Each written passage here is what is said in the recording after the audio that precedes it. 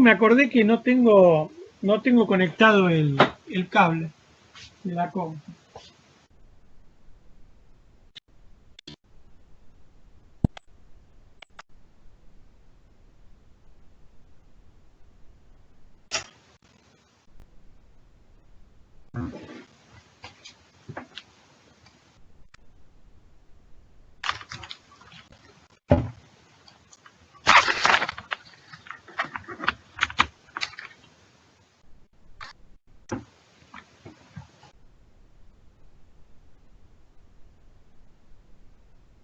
Bueno, ya está. Ahora tenemos electricidad.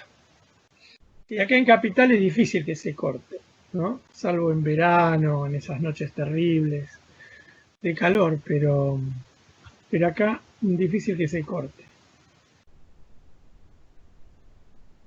En pantuflas y con mate. Mate y tortas fritas sería lo más pertinente, ¿no?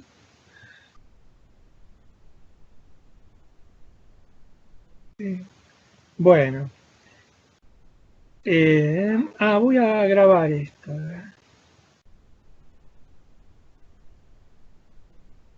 ver. Start recording.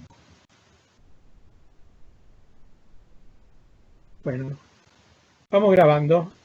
Estamos en el aire y grabando, todo al mismo tiempo. Sí, bueno, sí, las tortas fritas vendrán después. Yo no los puedo convidar. Bueno, bueno, ¿estuvieron leyendo, jóvenes? ¿Les interesó en particular algún material?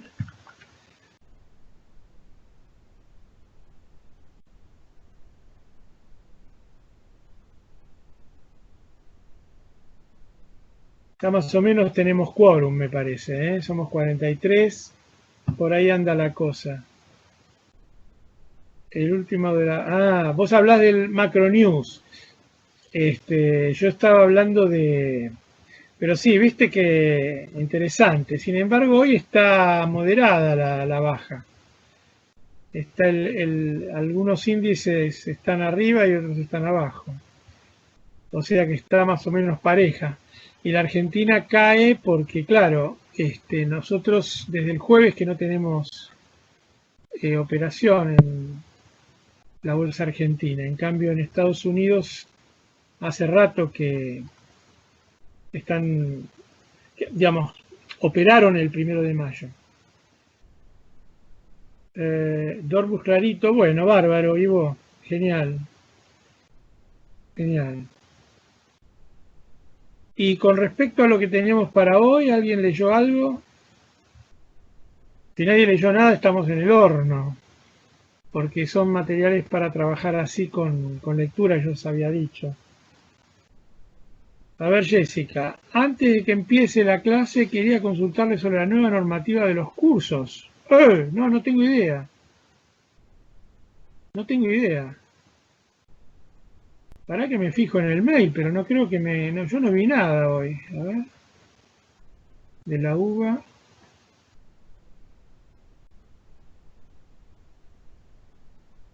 Acá encontré un instructivo de de ayer, no de hoy, de ayer. Yo no lo había visto. Quién sabe a qué hora lo mandaron, porque es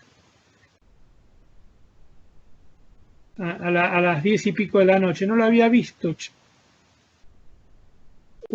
Consideraciones previas. A ver, vamos a...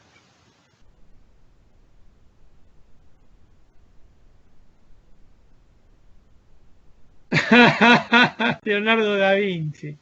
Mi computadora se llama Leonardo da Vinci. No sé cómo es que se refleja eso. A ver, bueno, voy a pegar una mirada rápida, chicos, discúlpenme, a lo que dicen las últimas noticias para este boletín de la UBA. Bueno, paso de largo, flecha que a la luz de los nuevos acontecimientos luce como tentativa. Requerimientos académicos de seguimiento durante el periodo de utilización exclusiva de herramientas virtuales.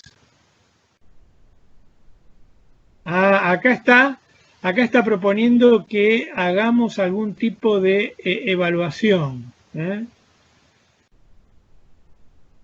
Bien. Lo de trabajos prácticos, claro, son cuestionarios escritos domiciliarios, es un examen a domicilio, a libro abierto, digamos, ¿no?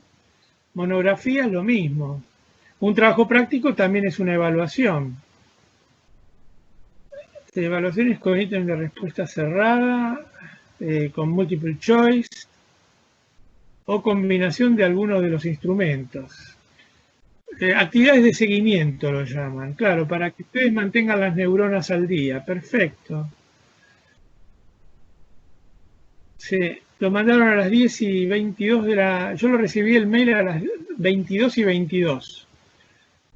Y la verdad que no miré más el mail desde entonces. Salvo para mandar hoy de apuro algo y nada más.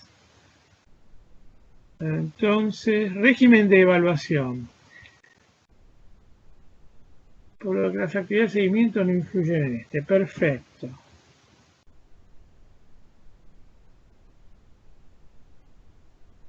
Ah, muy interesante, muy interesante. Esto de la UBA, de ciencias económicas. No dice UBA, dice ciencias económicas, pero evidentemente, bien. A ver qué más dice.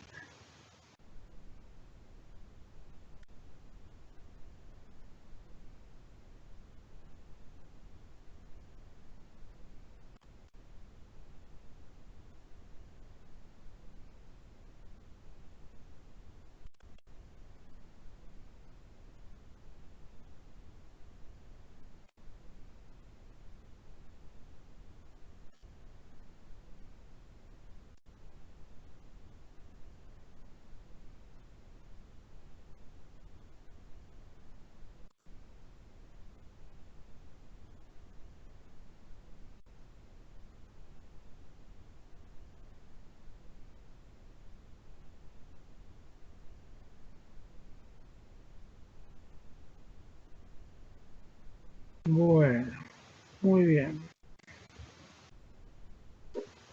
Entonces, ¿y qué más? ¿Cómo termina? Eventuales modificaciones del régimen de promoción vigente.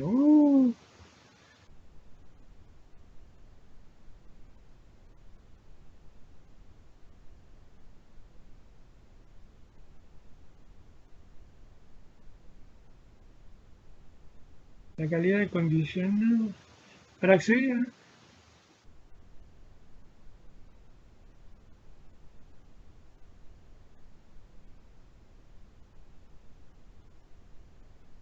Claro.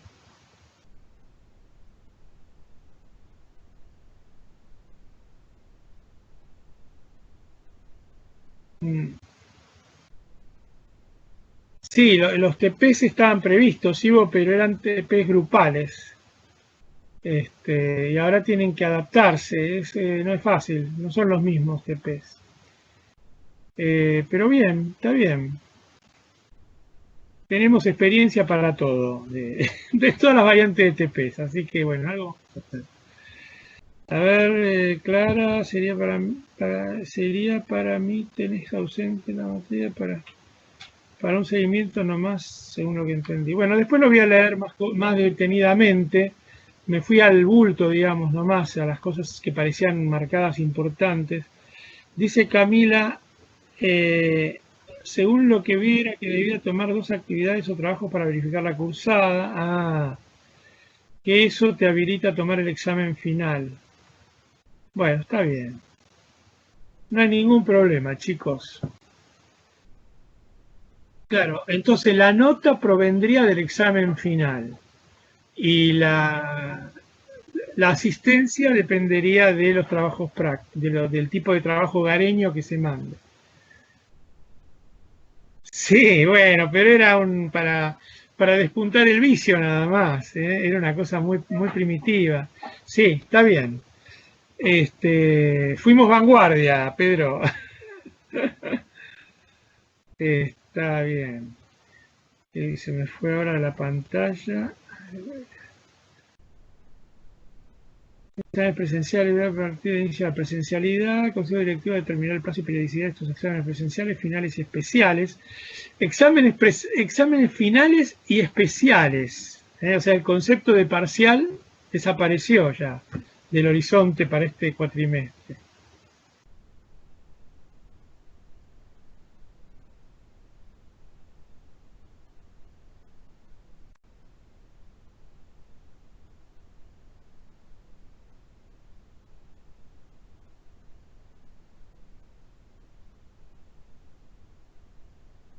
Está bien.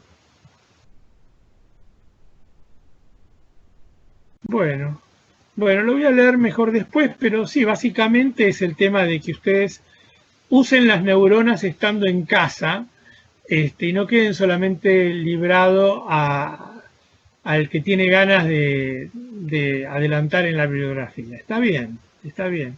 O que de pronto ni cursa, ¿no?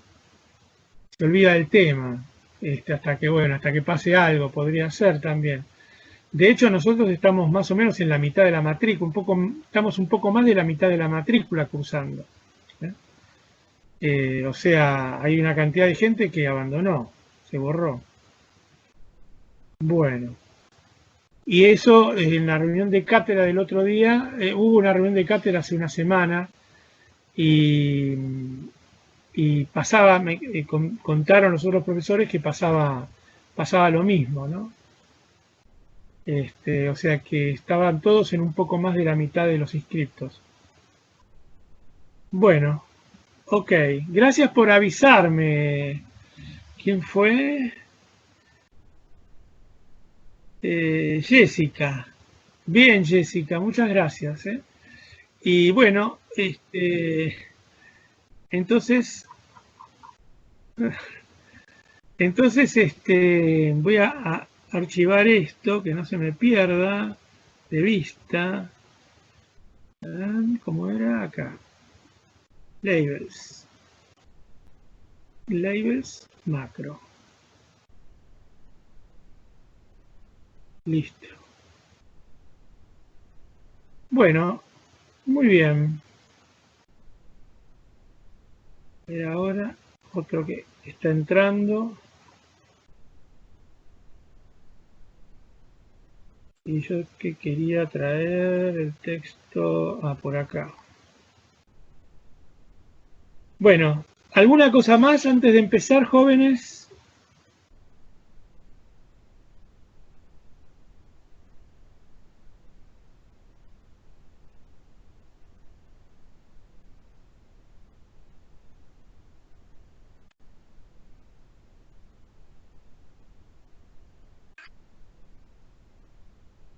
Bueno, yo estoy tratando de traerme a la pantalla el texto de Marx, ese que espero que hayan leído, porque, digamos, para los estilos de redacción moderno, la manera de redactar de Marx es muy rigurosa, muy cerrada, digamos. A ver, ¿dónde lo tengo? Acá está. Por eso se los subrayé. Lo que pasa es que el tipo era no solamente, no era economista, digamos. Marx era abogado, pero había cursado filosofía y después pasó a abogacía. Estos chicos que nunca se deciden. Y... ¿Pero dónde puse? Entonces tiene una manera de redactar, imagínense, mezcla de filósofo con abogado. El tipo juntó las dos cosas, sus dos vertientes, y se puso riguroso. Para escribir es riguroso. Por partes es más amigable, pero cuando se pone con cosas que tienen que ver con, digamos, que podrían tener una explicación matemática o qué sé yo, o sea, la lógica, digamos, las relaciones entre las cosas, las interacciones, se pone un tantín pesadote, ¿no? Pero al tipo le carburaba bastante la cabeza y lo que dice sigue siendo igualmente útil a pesar de que el capitalismo ya cambió bastante. Más en este punto donde él trabaja en el... A ver si lo cargó. Sí, acá está. Bueno, antes de seguir hablando voy a cargar el texto. Ay. Oh, se me cerró. Bueno.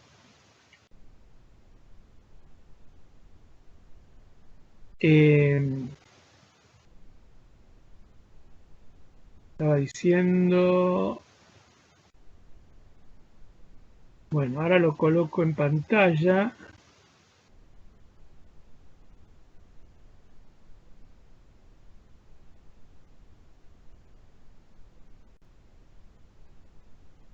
Share a window.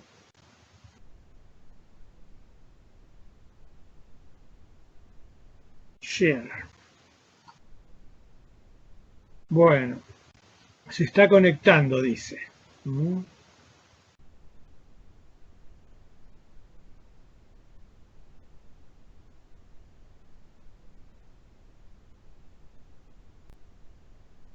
¿Ustedes lo ven? ¿Se está viendo el texto en pantalla?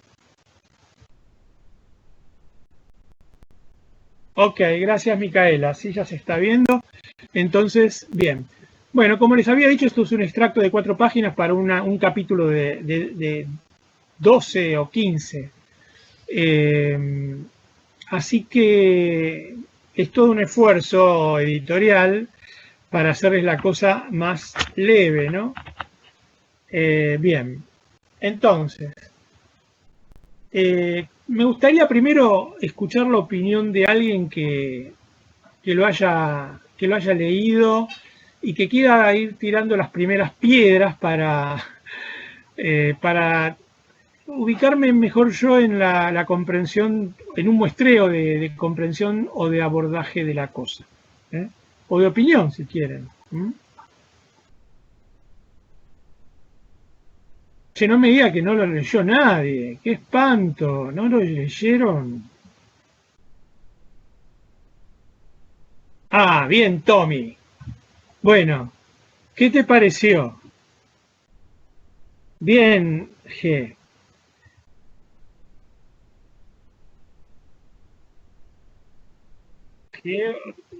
Tommy, sabrás que no soy muy amigo de Marx. ¿Qué tiene que ver, Tommy? Yo no soy amigo ni de Clarín ni de Página 12 y sin embargo los leo. No tiene nada que ver.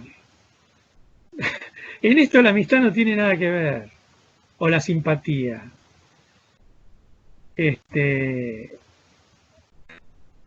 Mirá, en mi libro comparten textos keynesianos, eh, hay textos de Hayek, hay un texto de Hayek, y bueno, esto de Marx lo tengo que incorporar. Lo que pasa que, digamos, resumir esto es un trabajo, es un trabajo ya bastante subrayarlo y leerlo. Entonces, no lo tengo todavía como para decirlo copio y lo pego, por eso lo estoy viendo aparte. ¿Eh? Bien, bien, bueno, acá Francisco ya, uno que lo leyó, uno y Tommy aparentemente no se lo leyó, como quien bebe aceite de ricino. Francisco dice, la verdad que no retuve mucho más allá de que la centración ayuda a las industrias capitalistas a expandirse. Bueno, no a la industria, a la economía, pero sí, está bien. Se ve que la cosa se les hizo cuesta arriba. Yo no sé si la culpa será mía, que les dije que era un poco denso, entonces ya directamente dijeron, ¡pah! ¡Basta! ¿Alguien más hizo un intento? Bueno, Carolina, entendí lo mismo, pero un poco denso de la... Claro, los dos empezaron y hicieron los dos primeros párrafos. Bien, Luna, perdón. Juan dice, lo leí, pero apenas lo mandó, ya no me acuerdo mucho. Bueno, para eso tenés los subrayados, te hacen repasar todo fenómeno de rápido. Bien. Bueno, Fermín dice, habla un poco de que el incremento de capital es lento comparado con la centralización. Digamos que digamos, en ausencia de la centralización, el crecimiento es más lento. El aumento de la productividad es más lento. ¿Mm? Fíjense qué interesante. Centralización es el proceso de monopolización de un mercado, ¿no? O sea, de pronto en una rama de actividad o un mercado, compuesto de, pongámosle, qué sé yo, depende del caso, pero pongámosle 20, 30 empresas medianas o chicas y medianas, de pronto digamos, aparece o una de las empresas preexistentes se capitaliza, consigue socios fuertes, incorpora nueva maquinaria o una empresa nueva en el sector, ¿no? Y baja los precios y arrasa con todo, ¿no? Bueno, ¿qué va a pasar? Que se los compra a los otros, si quiere, los compra, como suele suceder con la competencia, que el más fuerte compra al más débil, o directamente deja que se fundan, ¿no? Y queda una empresa o dos o tres que se actualizan atrás de esta otra. O sea que lo que era un mercado bastante competitivo, con la centralización, el proceso de centralización, donde unas empresas se imponen sobre las otras y las desplazan del mercado, hay un problema de que actualmente se lo llama no centralización, se suele llamar concentración. Pero Marx lo llamaba centralización, quedó así. A ver qué dice Juan. Creo que habla de cómo el capital fijo crece más que el variable, en el sentido que cada vez se necesitan menos hombres y mujeres, ¿no? Para hacer el mismo trabajo por el avance de las máquinas, tal cual. No, está perfecto lo que decís, Juan. Bueno, eso es capitalismo y eso es crecimiento económico, ¿no? A quien no le guste el crecimiento, al que no le guste el capitalismo, que no le guste el crecimiento económico acelerado, digamos, ¿no?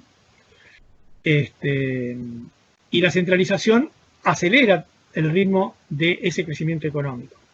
Hasta cierto punto, digamos, hasta donde de pronto, si hay un proceso de monopolización que no tiene ninguna amenaza, digamos, ni la amenaza de la importación, ni la amenaza de que se instale una nueva empresa que tenga mejor tecnología, etcétera, evidentemente eso frena el crecimiento, frenaría el crecimiento. Pero como decía Schumpeter, es difícil que digamos, el monopolio actúe de manera rigurosa en aras del estancamiento.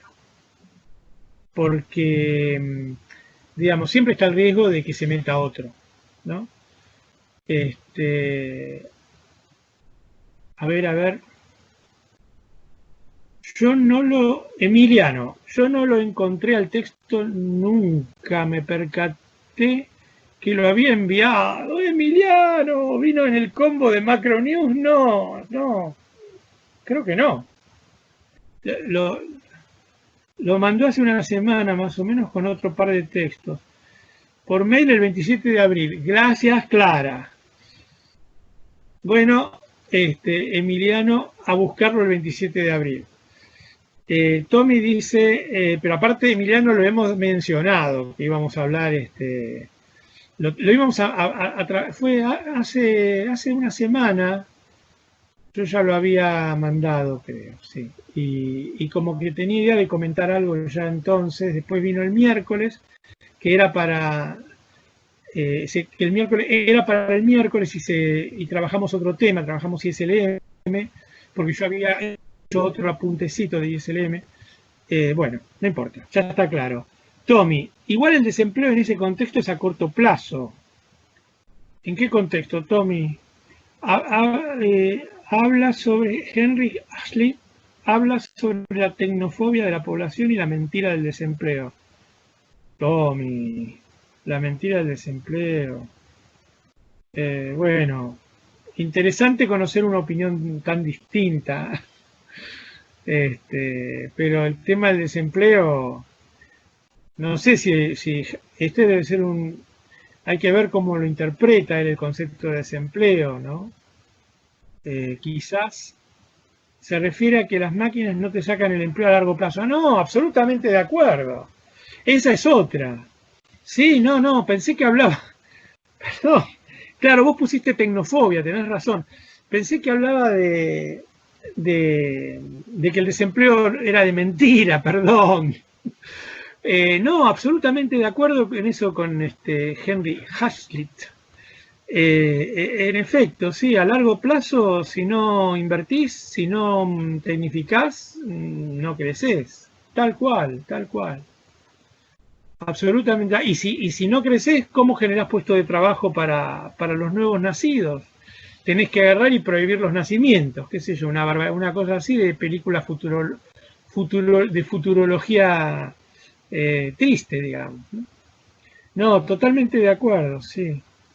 Sí, lo que pasa, Tommy, que en el interín, o sea, entre que se incorpora la nueva tecnología y que se le da empleo a todos los que están buscando laburo, digamos, a todos, siempre hay un 3% de la mano de obra que se queda afuera, o un 2%, pero en la medida que se vuelva a alcanzar un desempleo no superior al 3%, digamos, puede pasar mucho tiempo, Tommy.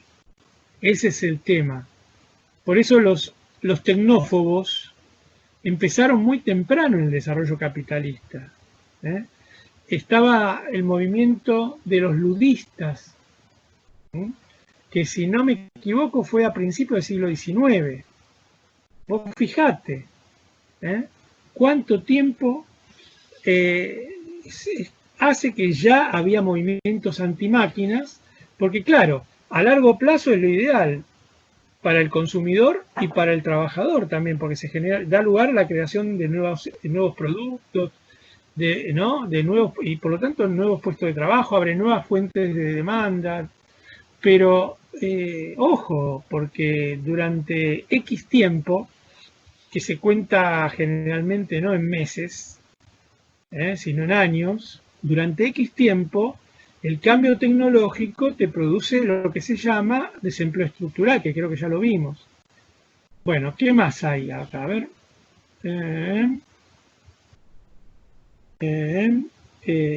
O sea, ese corto plazo de Hazlitt puede ser dramático para muchísima gente.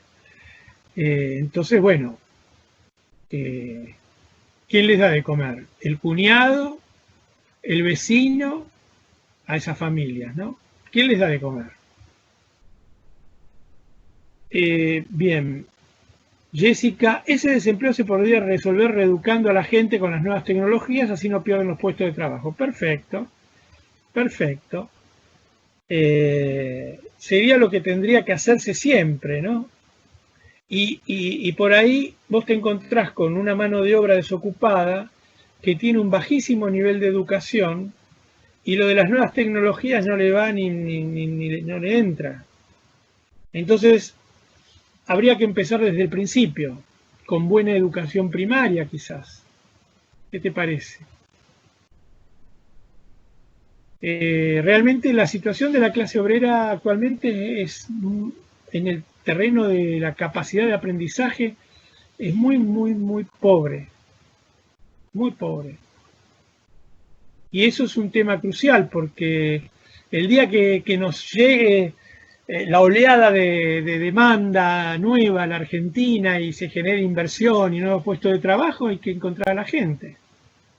Yo una vez les comenté, que la India tiene sueldos mucho más bajos en dólares, mucho más bajos que China.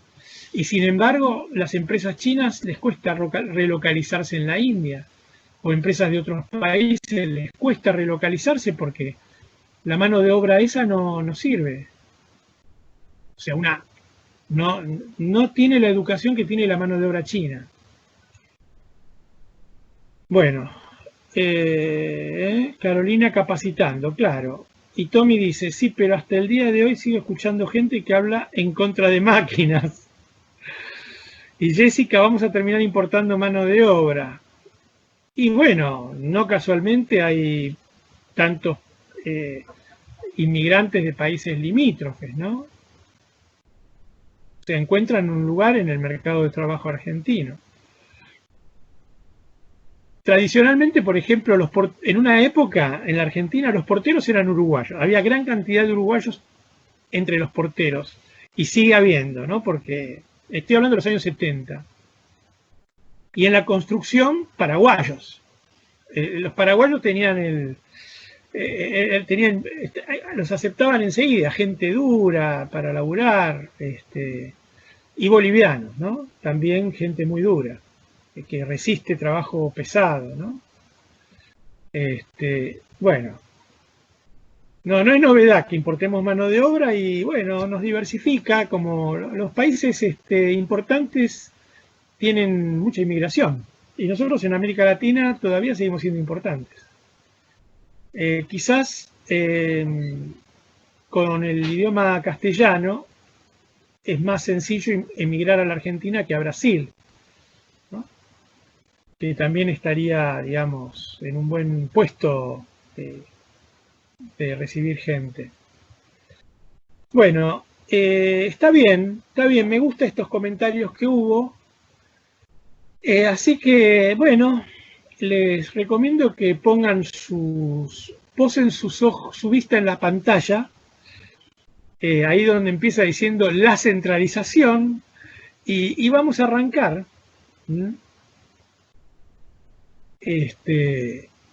Acá, para empezar, el tema que le importa acá al autor es explicar, por un lado, explicar la lógica de funcionamiento de la economía. En la época de él había crecimiento económico, aunque no tanto como hubo a fin del siglo XIX, ¿no? Y como hubo en el XX. Pero en un momento eran épocas de crecimiento económico, o sea que se estaba creciendo lo que era la esfera capitalista de las economías más modernas, Europa, no África, no Asia, Europa. Entonces, lo que veía Marx era crecimiento. El capitalismo funcionaba.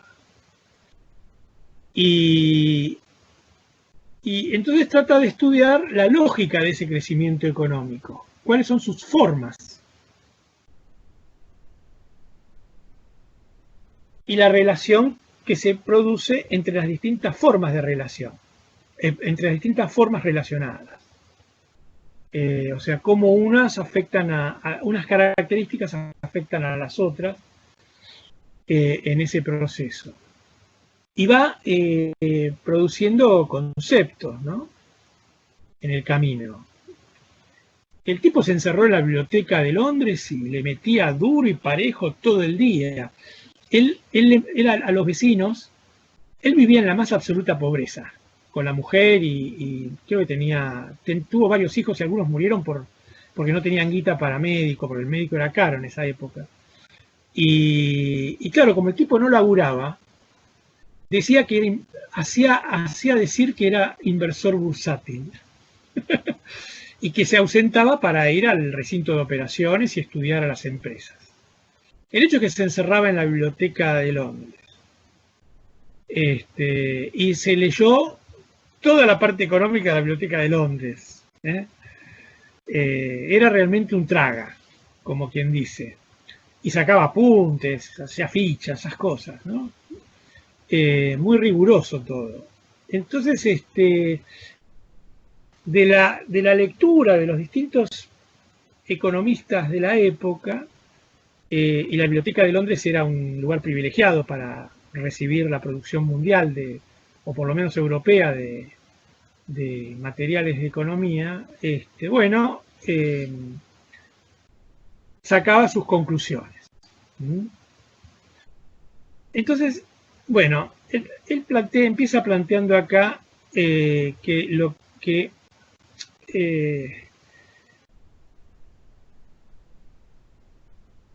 el tema de la acumulación de capital, que puede tener una forma más competitiva o centralizada.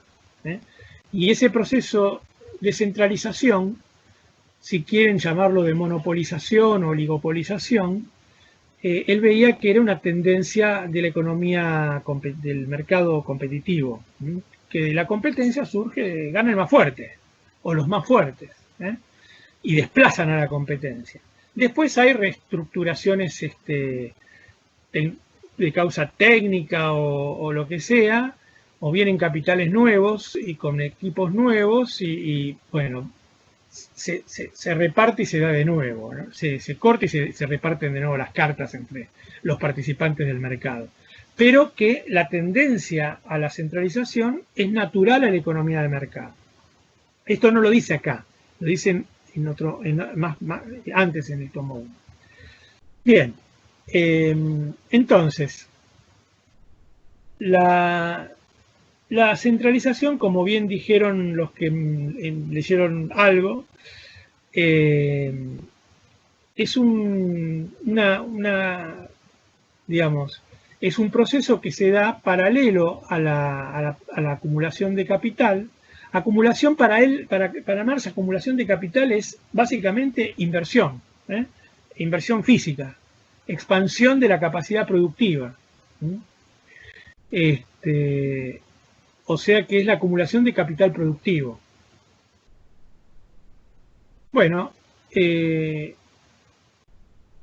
esto ya más o menos lo estuvimos charlando.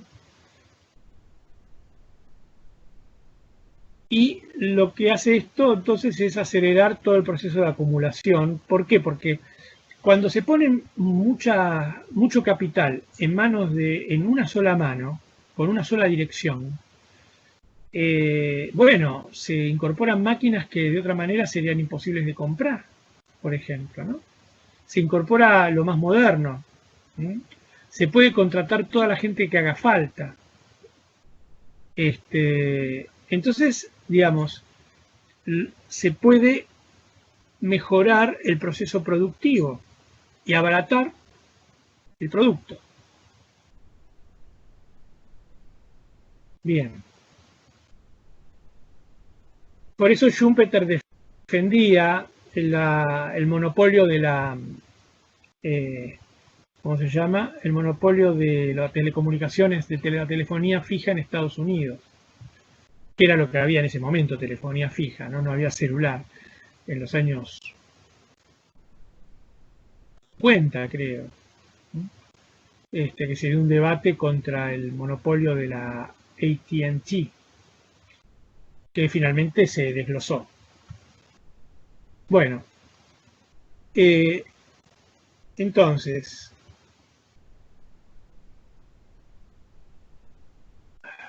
a ver,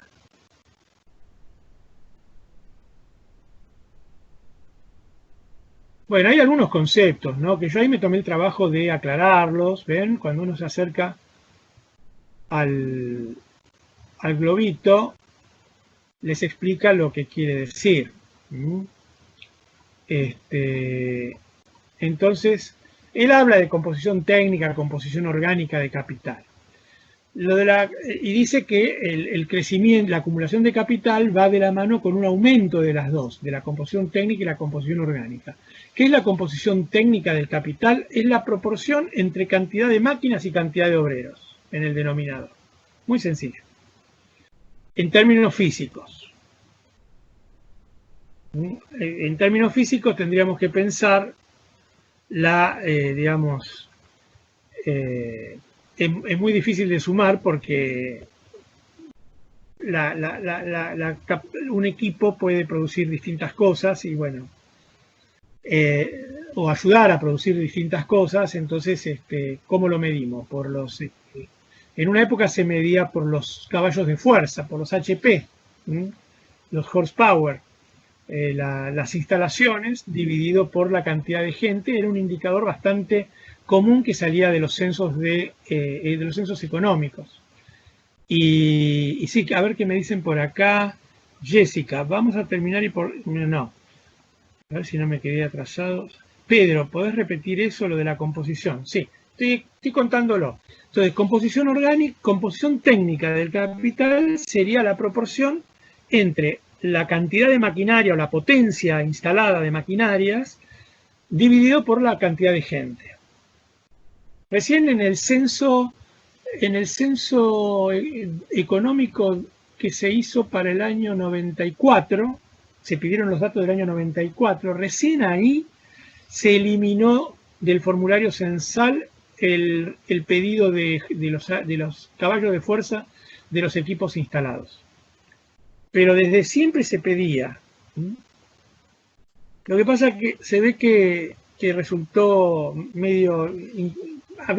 se habrían dado cuenta del censo anterior que resultaba inconsistente la suposición de que caballos de fuerza eran un buen estimador de la dimensión, de la escala de la mecanización o de la maquinaria sí, que habían instalada en una empresa.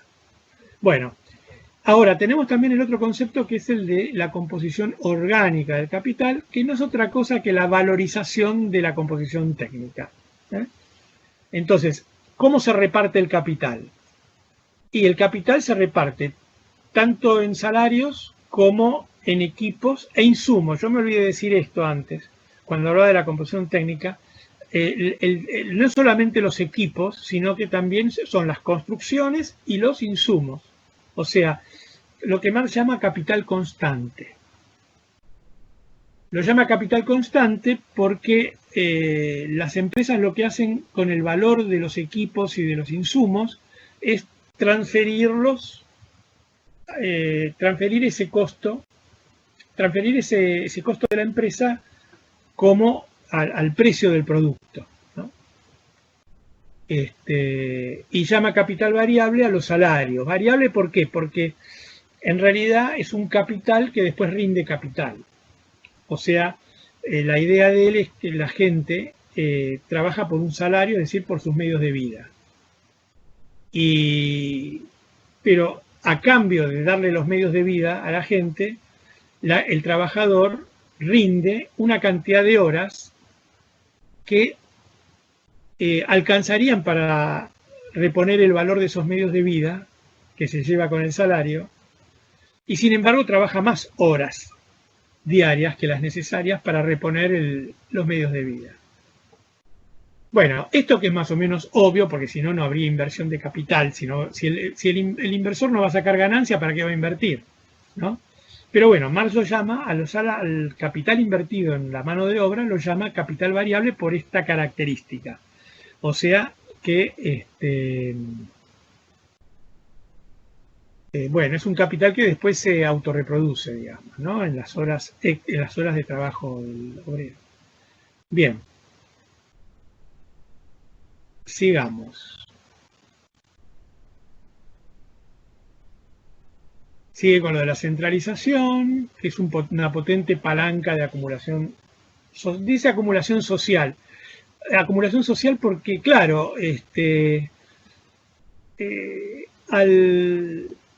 la medida que la centralización potencia, o sea, aumenta la potencia productiva de la economía, ¿no? Entonces, y baja los precios eventualmente, en el proceso, por lo menos en el proceso de competencia que lleva a la centralización, hay una tendencia a la baja de precios. Entonces, que es lo que deja fuera del mercado a los chiquitos. Entonces, lo que va a pasar es que no solamente se incorporan más máquinas, sino que se terminan incorporando obreros. Acá hay que hacer una distinción, ¿no?, con algunos fenómenos de descentralización más modernos, más del capitalismo contemporáneo, como son los mergers and acquisitions. Se conoce así en la literatura empresaria, o sea, son fusiones y adquisiciones en castellano. Las fusiones y adquisiciones de empresas muchas veces lo que hacen es que de dos empresas líderes, o digamos, de 4 empresas importantes de un sector, 2 se fusionan. ¿Y para qué lo hacen? ¿Lo hacen para incorporar más tecnología? No, porque lo que hacen es cambiarse las acciones, o sea, comprarle a los accionistas de la otra empresa, una empresa le compra las acciones en bolsa, puede ser también. O se negocia entre las empresas un intercambio de acciones, más un pago, más lo que sea. Bueno, la cosa es, o directamente se va y se negocia un precio de adquisición de un paquete de control, ¿no? Que sirva para dirigir la empresa, para poner la mayoría de los directores del directorio. Entonces, lo que se busca muchas veces con esas fusiones y adquisiciones es echar gente. O sea, ahorrar la parte, por ejemplo, administrativa, ¿no? O sea, se pueden administrar la misma cantidad de boletas de teléfono, de telefonía fija, o el doble con la misma gente. ¿Entienden? ¿Qué tienen que hacer? Hay que manejar, hay que saber controlar los equipos para que procesen bien las cosas y poco más que eso. Entonces da lo mismo un millón de clientes que 100.000. Entonces, digamos, tenemos una empresa que atiende a 2 millones de personas y otra que atiende a 6, y bueno, se juntan y echan a toda la parte administrativa o, digamos, seleccionan. ¿Entienden? Entonces, ahí no hay una verdadera acumulación social, porque, digamos, ese proceso de concentración no dio lugar a una expansión de las operaciones, sino simplemente a un ahorro. Distinto es cuando la centralización pone en movimiento nuevas fuerzas de producción, nuevos equipos y la posibilidad de vender más barato, a mayor escala, etc. Bueno, la fusión también permitiría vender más barato, ¿no? Pero bueno, verán los socios cómo, verá el nuevo directorio qué hace con, si baja los precios después de la fusión o si simplemente reparte más beneficios. Ok. Bueno, ¿qué más?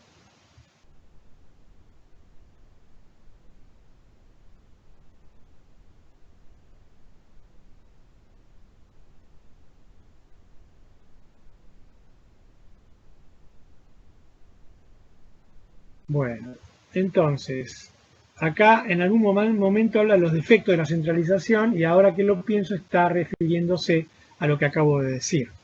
¿Mm?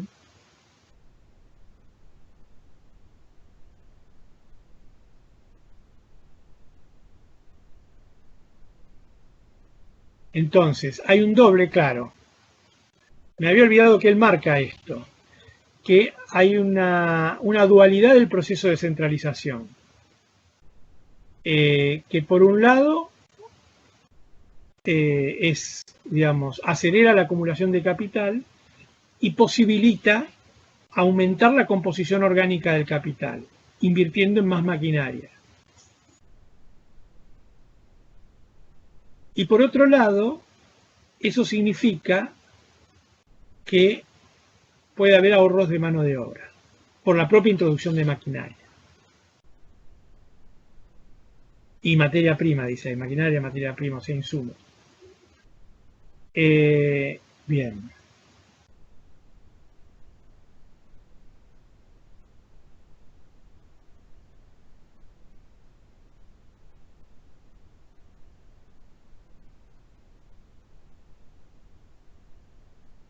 Entonces, acá habría una tendencia a disminuir la demanda de trabajo. ¿Se acuerdan que demanda de trabajo es la que realizan las empresas cuando buscan trabajadores? Y oferta de trabajo es la que hacemos los asalariados cuando buscamos trabajo. ¿Ok? Es al revés de lo que dicen las agencias de contratación de personal. Ellos hablan de demanda de trabajo por la gente y oferta por los puestos de trabajo ofrecidos, pero en economía es demanda es el que paga y oferta el que cobra. Bien. Entonces va a haber una tendencia al aumentar la composición orgánica del capital, a que se demande menos mano de obra o que incluso haya periodos en que cae de manera absoluta la mano de obra necesaria, gracias a la mecanización.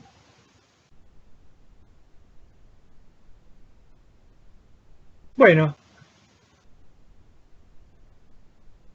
después, a partir de acá, el texto arranca con el problema de la creación de una mano de obra sobrante.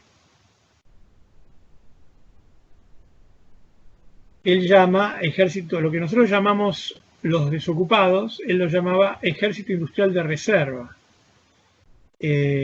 tratando de mostrar la utilidad que tienen los desocupados para amortiguar el problema del ciclo económico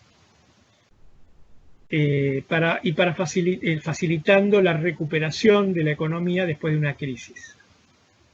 Por eso dice de reserva, ejército industrial de reserva a los desocupados, por el hecho de que su mera existencia en el momento de la crisis, cuando empieza a verse la posibilidad de la conveniencia de invertir de nuevo y de relanzar la oferta de las empresas de productos, de bienes y servicios,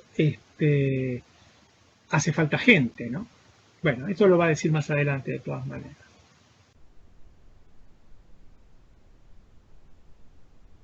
Entonces,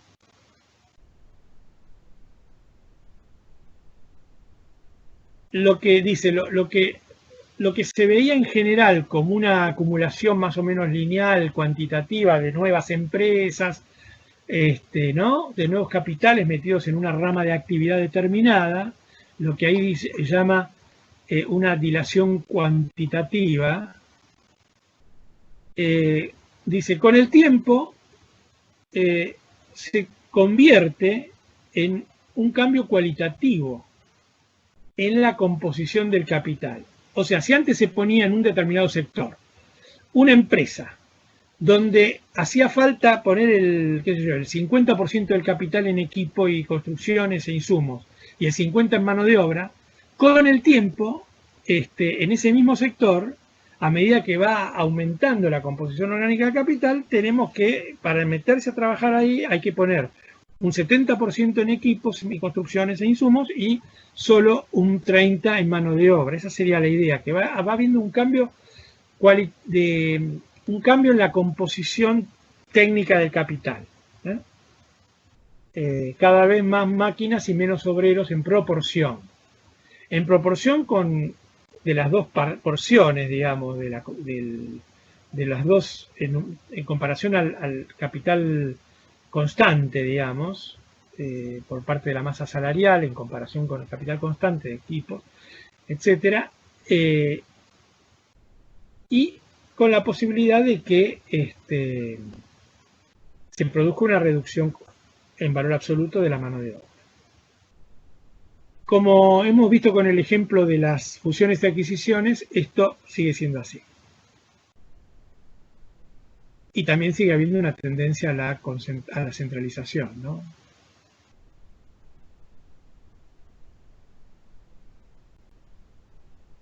Entonces, con el crecimiento económico, con la expansión de la actividad y la inversión de capital, la mano de obra tiende a crecer, pero en una proporción cada vez más pequeña.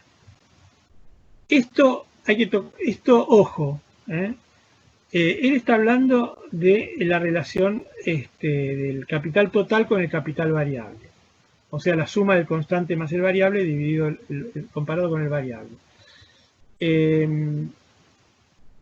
Pero, ojo, porque esta tendencia que señala Marx para su época, quizás el horizonte sería demasiado corto todavía en relación al que podemos tener nosotros.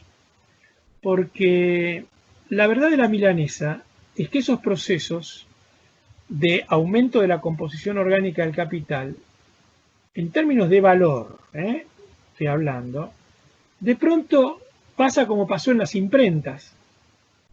Antes, para imprimir un diario,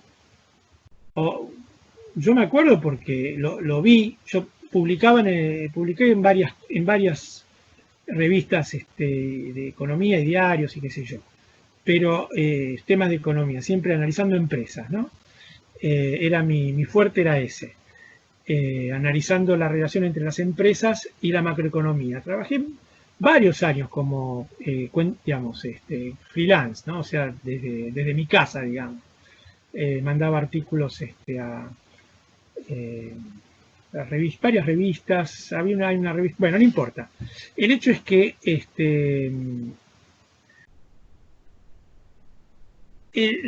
yo iba a controlar que me publicaran bien en el periódico El Economista. Yo publicaba un ranking de empresas de bolsa, un ranking de resultados, patrimonio y ventas a nivel trimestral, que era una novedad, ¿no? Aprovechaba yo que tenía el Lotus 1, 2, 3, el antecesor del Excel, y las corregía por inflación los datos de los balances y comparaba la evolución a lo largo del último trimestre comparado con el año anterior y con el trimestre anterior. Bueno, así eso para más o menos 100 empresas, 105, en los años 90. Y claro, como era un trabajo con mucho número, esos números tenían que estar bien. Y yo me iba a la imprenta, que en ese momento El Economista trabajaba con la imprenta de los hermanos Aleman, una imprenta muy antigua. Estaban los correctores, ahí había un equipo de 3, 4 correctores, que ahora ya no existen más correctores, los periodistas escriben, y el único corrector es el Word de Microsoft. Y yo me quedaba ahí para ver los originales, cómo salían, y corregirlos yo, que lo había hecho. Porque si no se armaba un despelote, yo ponía un número mal, los de la empresa le iban a tirar la bronca al diario, al semanario, y bueno, el dueño no quería tener problemas. Entonces, ahí estaban los tipos, yo veía cómo laburaban. Era una cosa artesanal completamente. Y ya eran modernos, ya no era como en la época de Gutenberg, ¿no? Pero era todo muy lento el proceso. Después, con el tiempo, ¿qué vino? Todo informatizado, todo archivo de texto. De manera que, a ver, que quiere entrar alguien, me parece. Bueno, no sé qué pasaba. Bueno, vamos de nuevo al texto. Entonces, hubo un cambio muy fuerte. Con la informatización de la imprenta, no entiendo qué es yendo a leerlo, profe. No entiendo qué me querés decir, Ivo.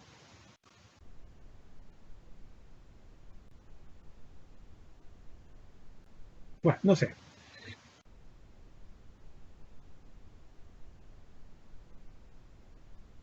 Ah, no estoy, hace mucho que no hago ninguna nota periodística, no. Entonces, bueno, déjenme concentrar. Para tener una imprenta antes, había que gastar en un montón de cosas. Era todo, digamos, un equipamiento, unas impresoras pesadas, horribles, que se descomponían a cada rato, los mecanismos, tenía un montón de problemas. estaba el que hacía la composición, todo un trabajo artesanal que ahora lo hace el Word, que lo tiene cualquiera, y otros programas aparte del Word. Entonces, radicalmente cambió. Digamos, el imprentero que se mantuvo a la antigua se fundió, ¿no? Yo conozco un caso de una imprenta donde el tipo ya era grande también, ¿no? Pero todavía sigue caminando por la calle, se lo nota en muy buen estado. El tipo cerró la imprenta que tenía y tomaba trabajos y se lo mandaba a hacer a otro. ¿Se dan cuenta? Ya no lo hacía más él. Él me había hecho sobres con el nombre mío, y qué sé yo, la dirección, todas esas cosas, ¿no? Y me hacía las facturas en una época y como para cobrarle a los diarios, en la misma época, o sea, para principios de los 90. Y después el tipo se dejó de producir con su equipo, que lo sigue teniendo, me parece, ahí en el local de él, que es donde vive también, y se lo subcontrata, se lo da a hacer a otro directamente. Entonces, y el equipo, la maquinaria que tiene el otro imprentero, y es muchísimo más barata que lo que le costó a este hombre el sistema antiguo, ¿no?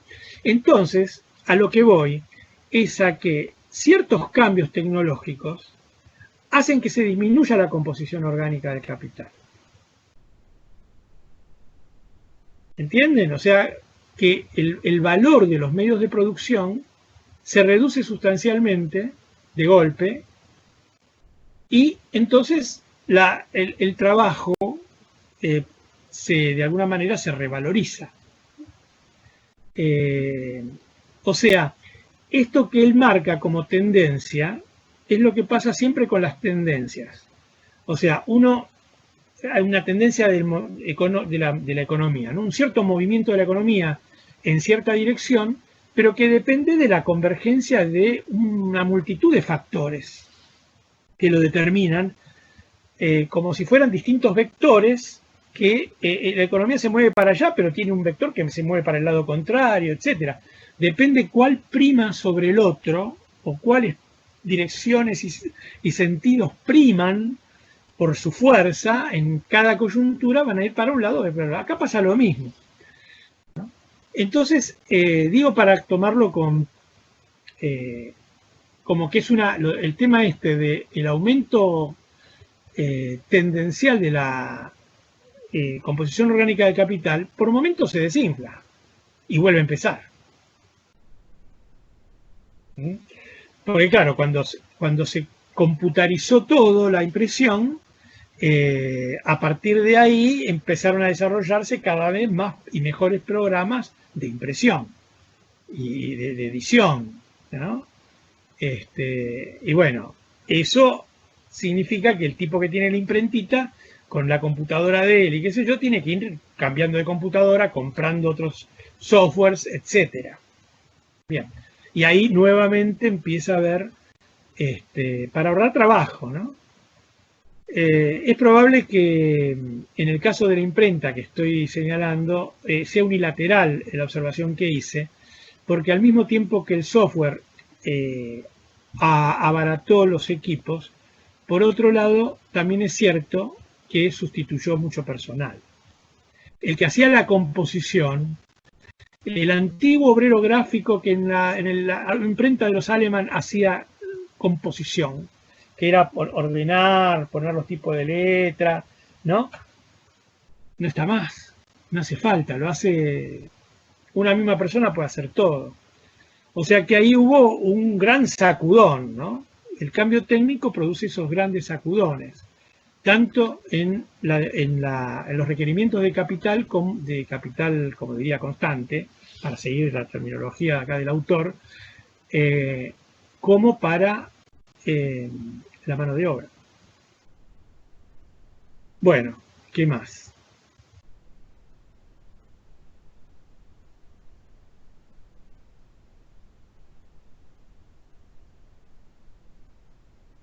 Entonces, ¿qué puede darse que se da como tendencia de característica la reducción relativa del capital variable respecto del total, básicamente respecto del capital constante.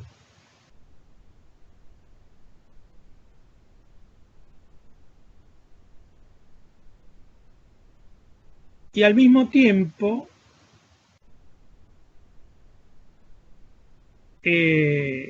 no cambia, a pesar de se desacelera la demanda de trabajo, pero la población disponible sigue aumentando, ¿sí?, al mismo ritmo.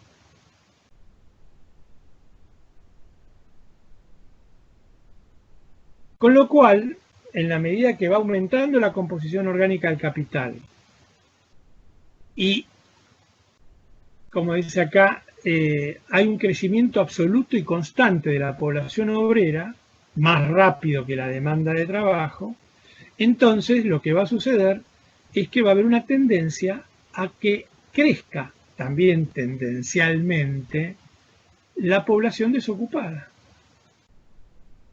Acá dice una población excesiva para las necesidades de explotación del capital. Y bueno, se crea una población sobrante, transitoriamente sobrante, porque teniendo presente Marx los ciclos económicos, entonces en algún momento esa gente iba a estar ocupada. Y es probable que haya entrado al mercado de trabajo en uno de los momentos de auge del ciclo económico. Y luego vino la crisis y se quedó afuera. Pero ya es un obrero que está buscando trabajo. Y que cuando haya posibilidad de recuperación va a estar disponible, facilitando la salida del ciclo. ¿Algún comentario hasta acá? ¿Les aporta algo esto?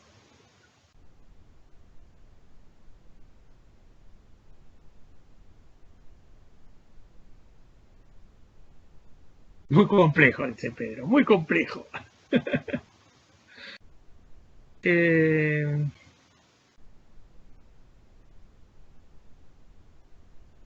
Gracias, Camila. Me parece que voy a tener que hacer un apuntecito. En realidad yo tenía un apunte de esto que les puedo mandar. Yo tenía una reseña. Clara contenta. Y Pedro también.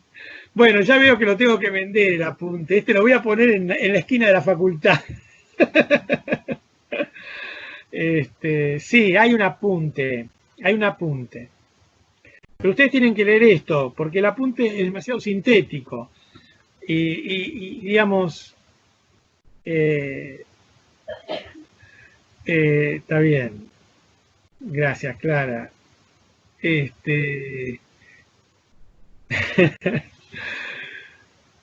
Bien. El tema es que no se queden con la superficialidad, digamos, con lo sencillo, que traten de razonar el porqué de las cosas, ¿entienden? Y eso, desgraciadamente, lleva un poco más de letras. Bueno. Entonces, lo que está marcando acá en esta sección del capítulo es un movimiento de expansión y contracción, acompañando el ciclo económico, donde de pronto las empresas necesitan mucha gente y de pronto sobran, todos sobran. Todos no, una buena parte sobra. Y luego otra vez hacen falta más y luego otra vez hay que descartar. ¿Se dan cuenta? Bueno. Fíjense que eso es la idea que da acá. También hay otra parte, otra idea importante que hasta ahora, que es que los ciclos van a tender, a medida que aumenta la acumulación de capital, los desajustes entre la crisis y el auge, digamos, los desajustes, los desequilibrios son cada vez de mayor magnitud. La caída de ventas va a ser más grande porque el punto de partida es mucho mayor que en la crisis anterior. Y lo mismo va a pasar con la cantidad de gente que se queda en la calle. O sea, lo que él está viendo es que de acuerdo con las lógicas de acumulación del capital, que es la tendencia inherente al capitalismo de crecer y crecer y crecer, eso está haciendo que cada vez las crisis sean más virulentas, que cada vez haya más costo social en esas crisis. Y por lo tanto, que tendencialmente ese ejército industrial de reserva tiende a ser cada vez mayor.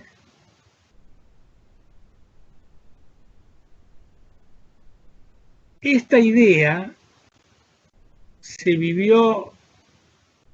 vivió la mayoría de los pensadores de la época en los años 30, con la depresión tan larga y tan profunda de los años 30, la gente más lúcida veía que esto no funciona más. Se acabó el crecimiento indefinido, el crecimiento ilimitado. Se murió el animal spirit de Schumpeter. ¿Qué está pasando con el capitalismo? Eso se preguntaba los observadores más lúcidos de los años 30. Y si uno lo piensa bien, esa tendencia al desempleo que se verificó en los años 30 y esa tendencia como al estancamiento del crecimiento que antes parecía como algo natural, y que bueno, podía tener algunas interrupciones breves, las crisis cíclicas más breves, pero de pronto 10 años de crisis, ¿no? 10 años de depresión, era duro de roer eso, ¿no? Parecía como que el capitalismo había cambiado.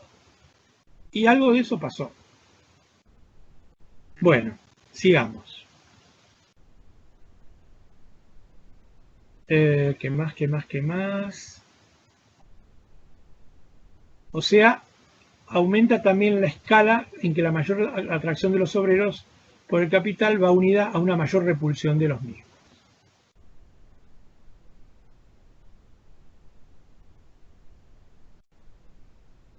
Bueno, acá está contando lo que ya les adelanté 2 veces, que es que disponer de una gran masa obrera desocupada es una gran palanca para la próxima rueda, la próxima ronda de acumulación de capital, ¿no? Y Marx dice que no solamente es más cómodo para salir de las crisis, sino que es una condición de vida del régimen capitalista de producción, que no podría funcionar si no se generara ese colchón de desocupados.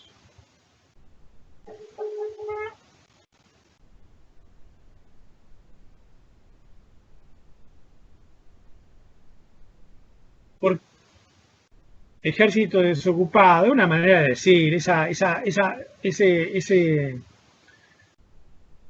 son términos, como decir ese batallón de vagos, no es en este caso, ¿no? Pero por decir ese batallón de imberbes, es como un montón de gente más o menos parecida, no es una figura nada más, no ejército. Sí.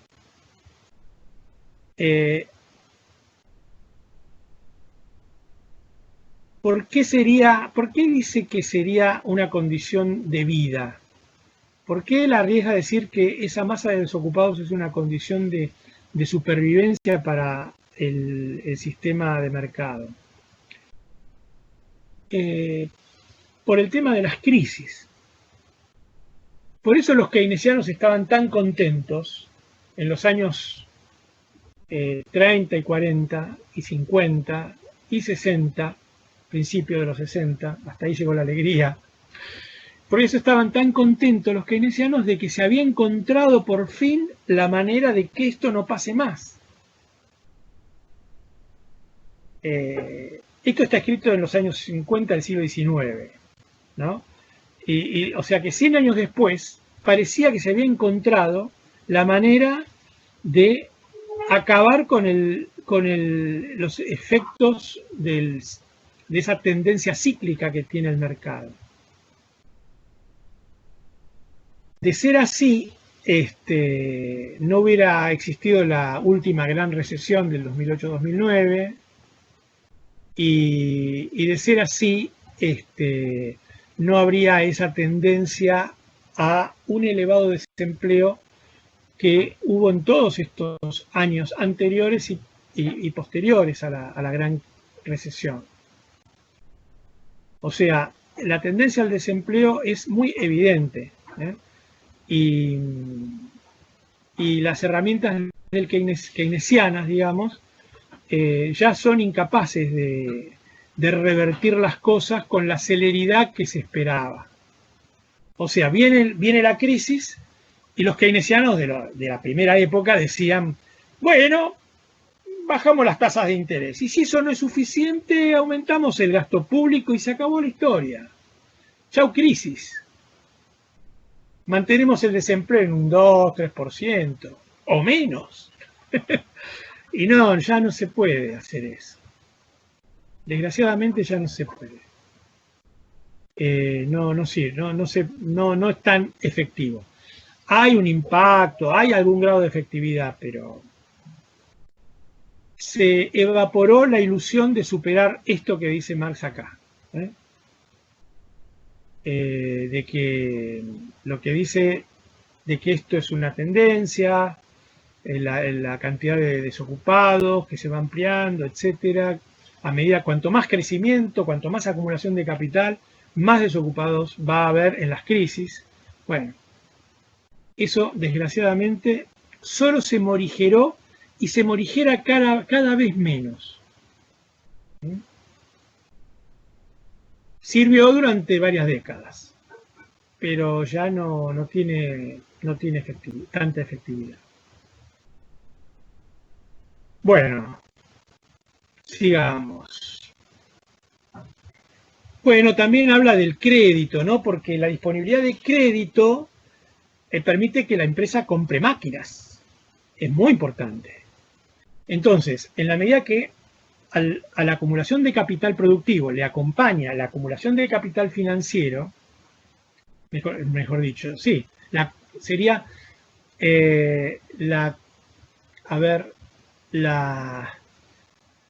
se amplía la movilización de los ahorros del público con la intervención de los bancos y eso le entrega a las empresas una masa de dinero que de otra manera no la conseguirían tan rápido. No tienen otra forma de conseguirla tan rápido. Entonces, la empresa puede invertir antes. Ya lo vimos cuando vimos dinero. Bien.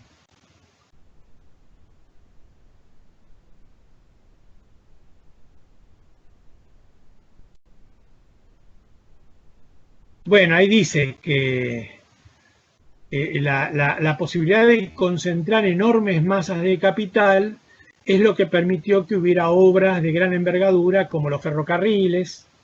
Yo le agregaría como el canal de Panamá o el canal de Suez, más cerca de la época de Marx, el canal de Suez. O sea, las grandes obras de infraestructura que permiten de pronto abaratar enormemente los transportes. Hay un artículo en La Nación del fin de semana, el domingo creo, sobre el tren Belgrano Cargas. No me animé a mandarlo como macro news, sería macro llantos o micro llantos. Si pueden, si les interesa un poco ver en qué estado está la infraestructura argentina de transporte, googleenlo, lanación.com.ar, espacio Belgrano Cargas y les va a aparecer. Dan ganas de ponerse a llorar cuando uno lee ese artículo. Tarda 22 días en llegar desde Jujuy. ¿Qué les parece? 22 días en traer el azúcar. ¿De Jujuy o de Jujuy o de Tucumán? De Jujuy seguro viene. No sé si llega a Tucumán. Supongo que sí. Bien. terrible.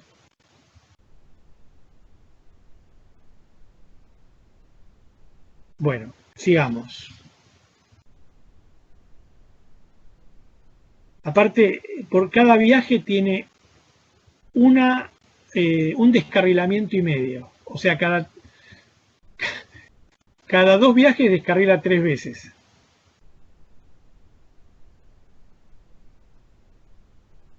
Bueno.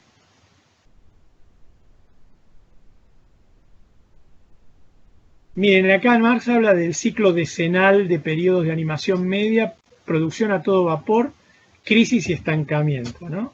O sea que cada 10 años, ¿se acuerdan que al principio de mi texto había una reseña que yo saqué de un paper del National Bureau of Economic Research que muestra que los periodos de recuperación son cada vez más largos después de las crisis y que los periodos de caída son cada vez más rápidos? Y que, bueno, que se van acortando.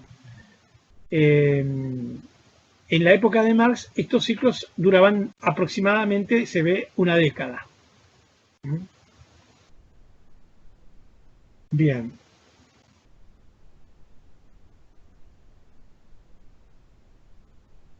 Bueno, por eso en una parte dice que una parte de los obreros se quedan de brazos cruzados porque no encuentran trabajo o trabajan, están ocupados solo a medias, eso es decir, hacen changas, ¿no? Que es el problema de mucha gente actualmente, que como no puede salir de la casa, no puede hacer changas. O directamente no lo contratan porque no quieren no quieren traer al albañil a casa o una cosa así, ¿entienden? Al albañil o lo que sea, el plomero, o sea que cuanto más lejos mejor. Entonces toda esa gente que trabaja normalmente en negro, que cuando consigue un laburo fijo por ahí lo agarra, o que directamente es cuenta propia y depende de que consiga hacer un trabajo, toda esa gente en la actualidad está muy jorobada, ¿no?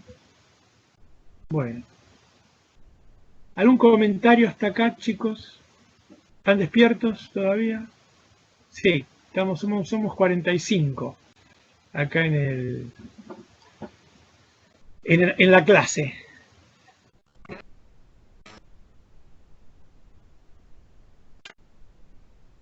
Bueno,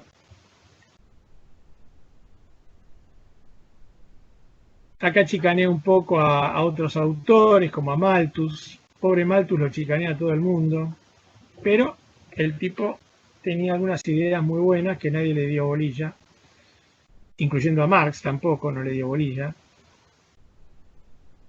Ideas buenas respecto de cómo, digamos, de cómo, qué hacer frente a las crisis con la gente, ¿no? Obras públicas, etcétera, lo recomendaba eso Malthus.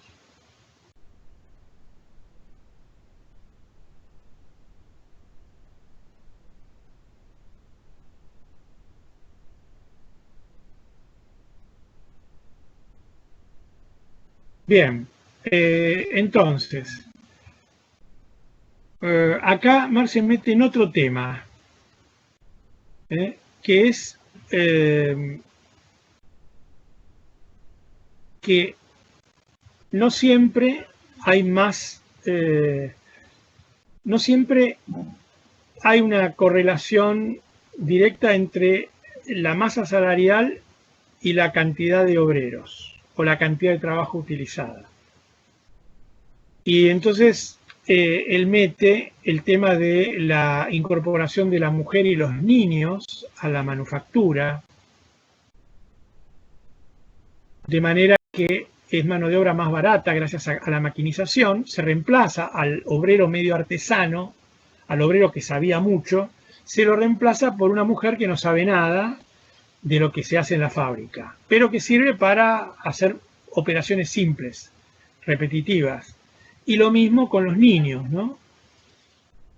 Era una de las preocupaciones de los inspectores ingleses del trabajo, inspectores de fábrica.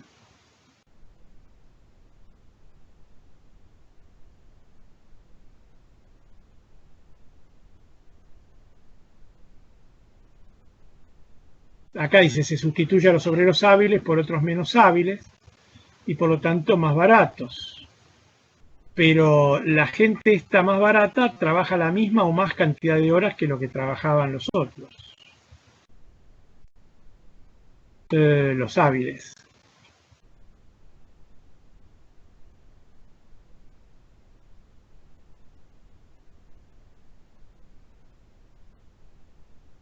Esto hace, dice Marx, que la cantidad de desocupados, o mejor dice, o aclara, la desmovilización de obreros, o sea, gente que engrosa las filas de los desocupados, aumente más rápido que la acumulación de capital. Porque al incorporar a las mujeres y a los niños al trabajo, desplazan obreros que estaban trabajando. Y su lugar lo reemplazó, lo sustituyeron en su lugar. ¿Entienden? O sea que hay otros mecanismos, gracias a la tecnología, se generan otras causas de desplazamiento de unas personas, aunque sean sustituidas por otras. Aunque el empleo siga. Acá lo que quiere decir es lo siguiente: aunque la cantidad de obreros sea la misma, o de horas de trabajo sea la misma, va a haber más desocupados, porque se está incorporando otra gente que desplaza a los anteriores. Acá dice, hace crecer la oferta de trabajo más rápido que la demanda. Bien. Y al incorporar gente que cobra menos, se negocia mejor con los que cobran más, con lo cual sirve eso también para digamos, contener los salarios de los tipos que son más hábiles y siguen trabajando.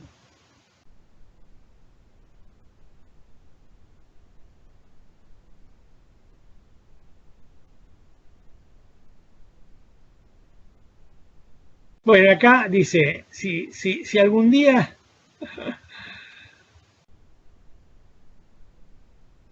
Esto está interesante, ¿no?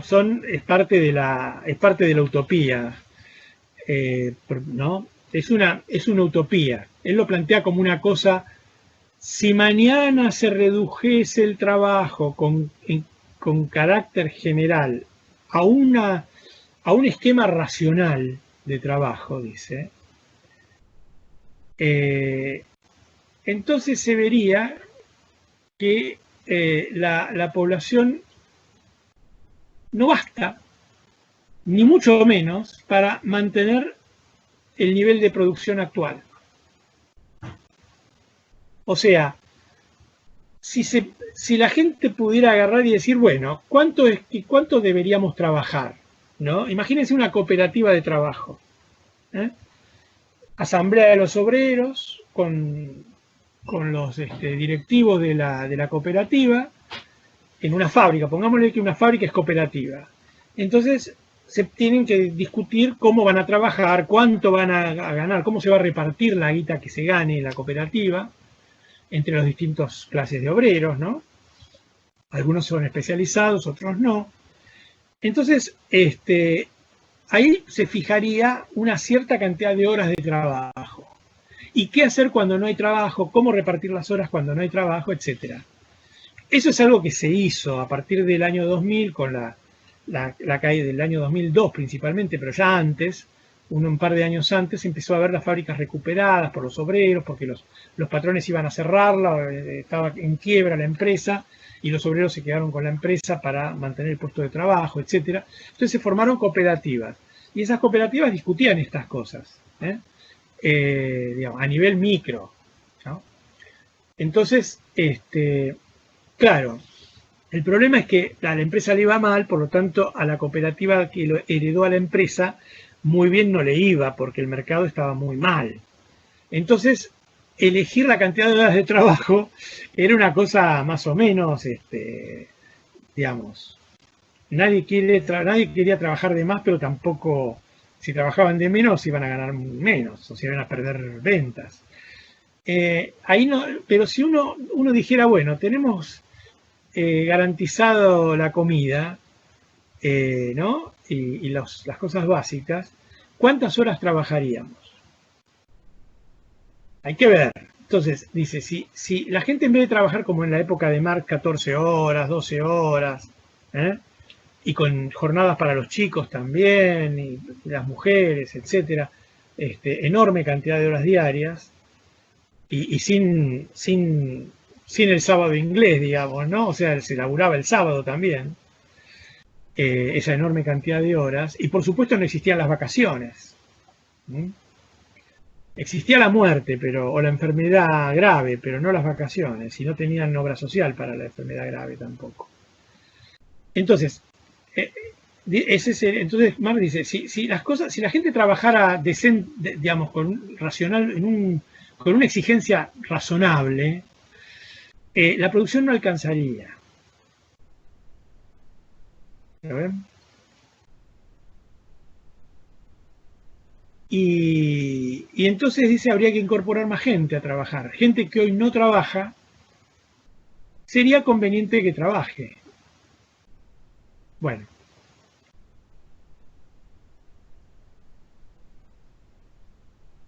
Esto quiere decir que la gente estaba trabajando, estaba forzada para comer a trabajar una cantidad enorme de horas, ¿no? Y que ese exceso de trabajo de los que trabajaban facilitaba la acumulación de desocupados por otro lado, que serían los improductivos que se refiere acá.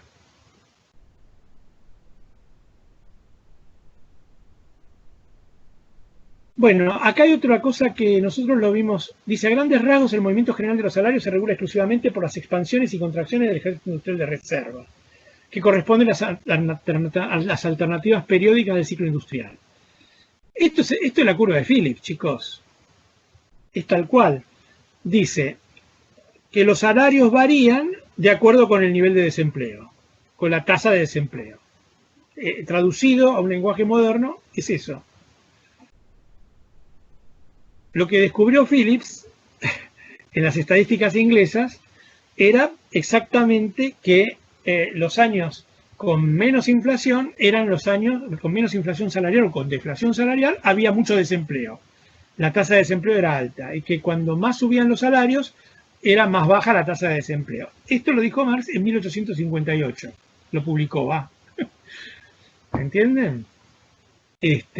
Tan loca no es no era ningún loquito, era más bien un alemán obsesivo laburante, digamos, que quería entender cómo funcionan las cosas. Y aparte tenía sus inclinaciones románticas, ¿no? Revolucionarias. Bien.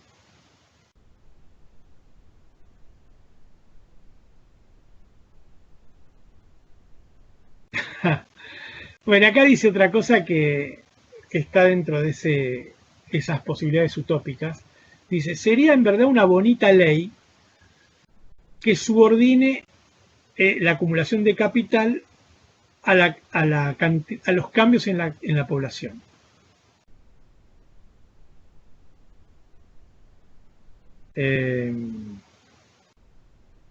Bueno. O sea que, digamos, para que no haya desocupados, Camila, para que no haya desocupados, tendría que acomodarse digamos, la acumulación de capital y las formas, la centralización, etcétera, tendría que acomodarse a los cambios en la población de la cual van a salir los aspirantes a un puesto de trabajo, a los obreros, y por lo tanto los desocupados.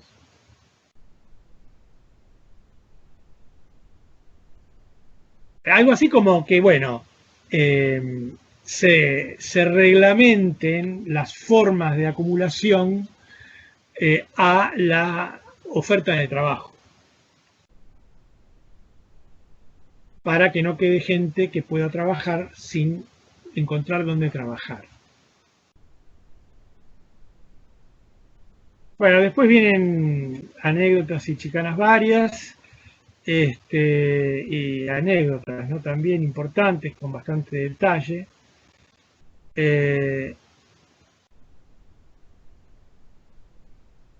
Criticando a los economistas de la época.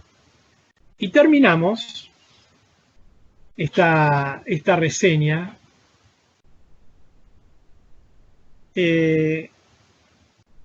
con un señalamiento acerca de que es justamente la cantidad de desocupados que haya lo que crea el ambiente del mercado de trabajo, de la negociación de la oferta y la demanda de trabajo.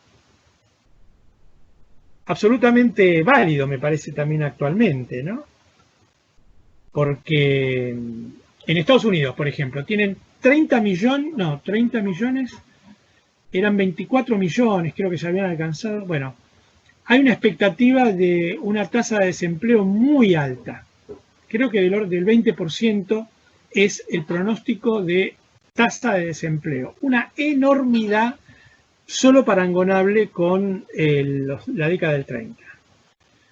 O sea que uno de cada cinco trabajadores estaría desocupado en Estados Unidos el mes que viene, este mes, a fin de este mes.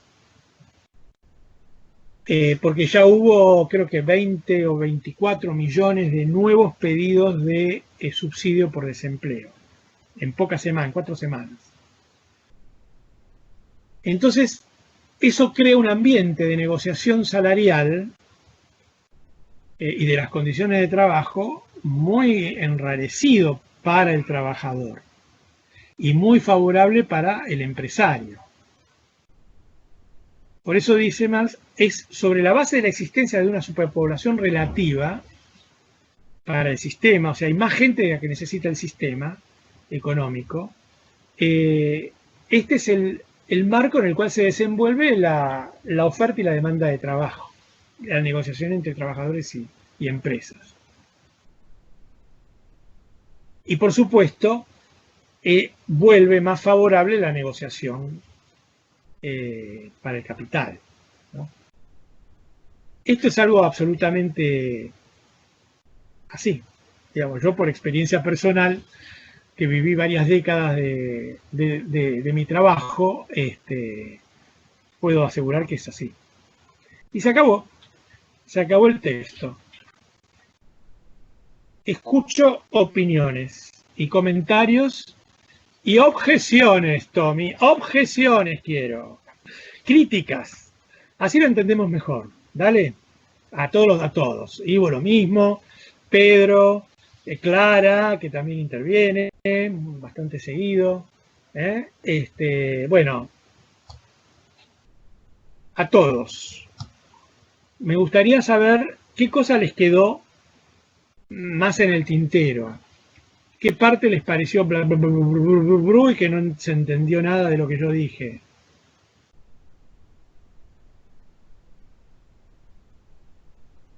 Pedro, Camelia, Federico, Santiago.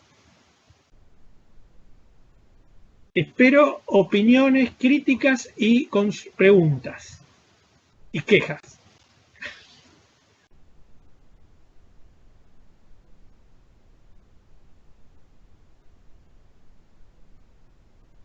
Yo dije antes que lo publicó en 1958, 1858, ¿no? 1858 estaba, creo que, o 1860, la publicación de esto.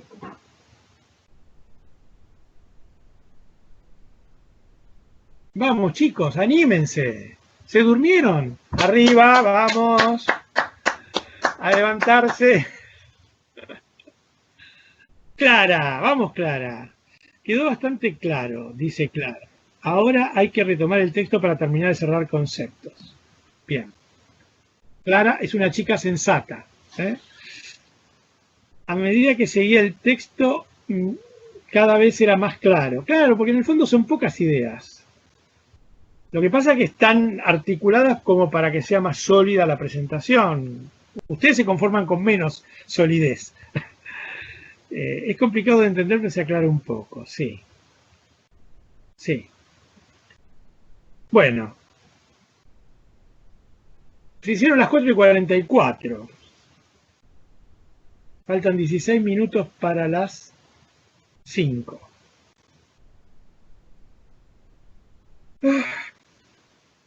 Directamente hace referencia a capital variable como los obreros como la masa salarial, sería la parte del capital que va a pagar la fuerza de trabajo, la gente.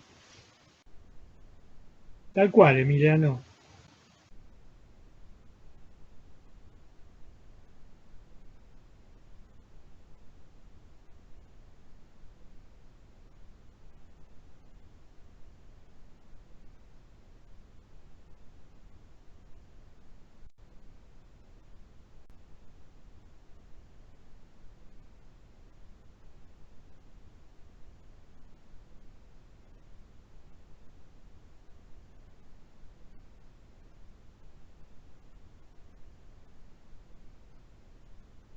Capital constante es, en términos físicos, capital constante es la parte que va dirigida a las cosas, que se invierte en las cosas para poder producir construcciones, equipos y vehículos e insumos.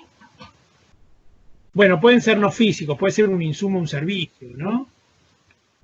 Un servicio a las empresas, qué sé yo. Pero fundamentalmente, por ejemplo, la electricidad, eso es capital constante, no es capital variable. Son los costos, digamos, no laborales. Todo lo que es un costo no laboral forma parte del capital constante.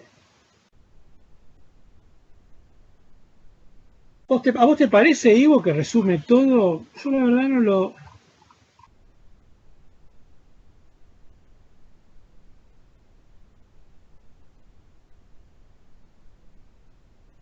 De nada, Vanina.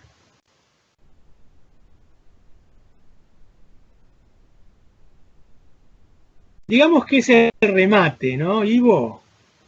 Me parece que tenés razón en que el tema de que es el remate. Remata en la curva de Phillips.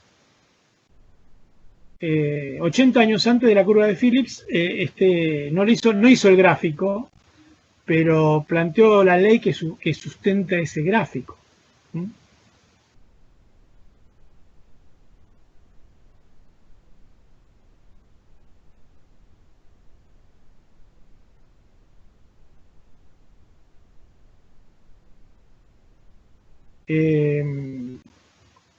Yo creo que, digamos, el valor del texto es la descripción, ¿eh? De la relación entre las cosas, de cómo una cosa va generando la otra. Me olvidé de decirles antes que uno de los problemas de Marx era ser filósofo y abogado al mismo tiempo. Pero para colmo era un filósofo hegeliano, porque hay filósofos y filósofos, pero les aseguro que Hegel debe ser el más difícil de leer. Él de joven era un fanático hegeliano, digamos, era del grupo de estudiantes que seguían a Hegel contra, o sea, la tendencia filosófica del idealismo absoluto, en contra de lo que sería el dualismo. El dualismo que como que la realidad es parte espíritu y parte materia, ¿no? Bueno, no importa. Pero les aseguro que Hegel escribe difícil, mucho más difícil que Marx. Bueno, no sé, me parece que lo tienen que leer.